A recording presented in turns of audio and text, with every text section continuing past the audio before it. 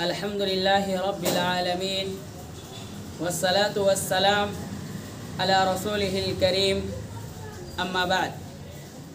قال الله تبارك وتعالى في كلامه المجيد: أعوذ بالله من الشيطان الرجيم، بسم الله الرحمن الرحيم.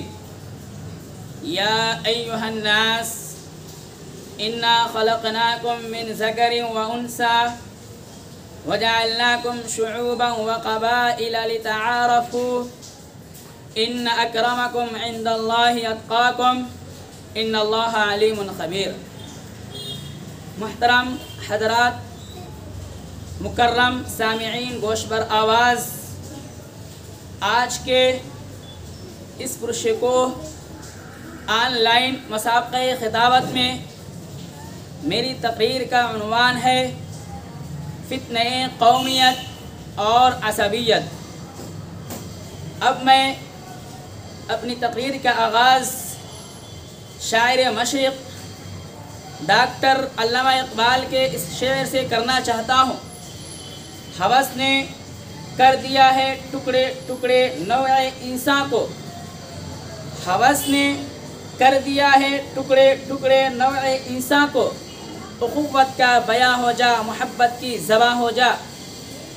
محترم سامعین، موجودہ دور کے فتنوں میں جس فتنہ نے مسلمانوں کی وحدت کو پارا پارا کر رکھا ہے وہ فتنہ قومیت و عصبیت کا ہے. یہ فتنہ کوئی نیا فتنہ نہیں ہے. زمانے جاہلیت میں اسی فتنہ قومیت نے ہزاروں کی جان لی ہے. آدم کی اولاد کو اسی نے ٹکڑوں میں بانٹ دیا. قبائل کی تفصیل و تقسیم اس لیے تھی کہ تعارف و تفاہم کا ذریعہ بنے، لیکن لوگوں نے اس کو اشتراک کا ذریعہ بنا لیا اور اللہ کے اس فرمان کو نسیہ منسیہ کر ڈالا. وَجَعَلْنَاكُمْ شُعُوبًا وَقَبَائِلَ لِتَعَارَفُوا.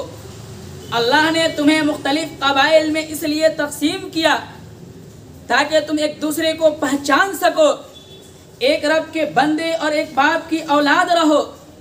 لیکن رنگ و نسل نے ان کے شیرازہ کو ایسا منتشر کر دیا کہ وہ تاش کے پتوں کی طرح بکھر گئے.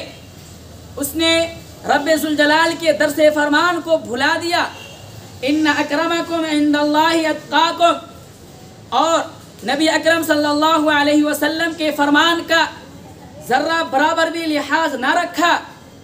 لا فضل لعربی علی عجمی ولا لعجمی علی عربی الا بالتقوی کلکم من آدم و آدم خلق من تراب. تمہیں اختیار نہیں دیا گیا کہ تم عربی اور عجمی ہونے پر فخر کرو، جاہو منصب پر اتراؤ، مال و زر پر غرور و گھمنڈ کرو اور انانیت کا نعرہ لگاؤ، بلکہ خدا نے تمہیں یہ پیغام دیا: انما المؤمنون اخوہ کا، ان هذه امتکم امتا واحدہ کا. اے مسلمانوں، تم نہ مصری ہو، نہ حجازی، نہ ایرانی ہو، نہ شامی، نہ ترکستانی ہو، نہ افغانی، تم صرف اور صرف مسلمان ہو. تم سب اصحاب ایمان ہو. تمہارا خدا رب العالمین ہے، تمہارا رسول رحمت للعالمین ہے، تمہارا قرآن ہدی للعالمین ہے. جب کبھی بھی مسلمانوں نے ایک جہتی اور وحدت کو اپنا وتیرہ حیات بنایا تو دنیا پر آفتاب و مہتاب بن کر چمکے. جدھر رخ کیا علاقہ کا علاقہ فتح کرتے چلے گئے. یہ وہی ایک جہتی ہے جس نے معرکے حق و باطل میں اکھڑتے ہوئے قدموں کو جما دیا اور جمے ہوئے قدموں کو اکھاڑ دیا. یہ وہی اتفاق ہے جس نے باطل کے کاشانوں میں زلزلہ برپا کر دیا. یہ وہی اتحاد ہے جس نے وقت کے سپر پاور قیصر و کسریٰ کے پرچھے اڑا دیے، رومن امپائر کے چھکے چھوڑا دیے. یہ وہی اتفاق ہے جس نے ایرانی تہذیب و تمدن کو بدل ڈالا، حضرت خالد بن ولید کی قیادت میں آتش کدہ فارس کے ٹکڑے ٹکڑے کر دیے. یہ وہی اتحاد ہے جس نے ابو عبیدہ بن جراح کی قیادت میں شام کے غرور کو چکنا چور کر کے بتا دیا کہ ہم اللہ کے فرستادہ ہیں.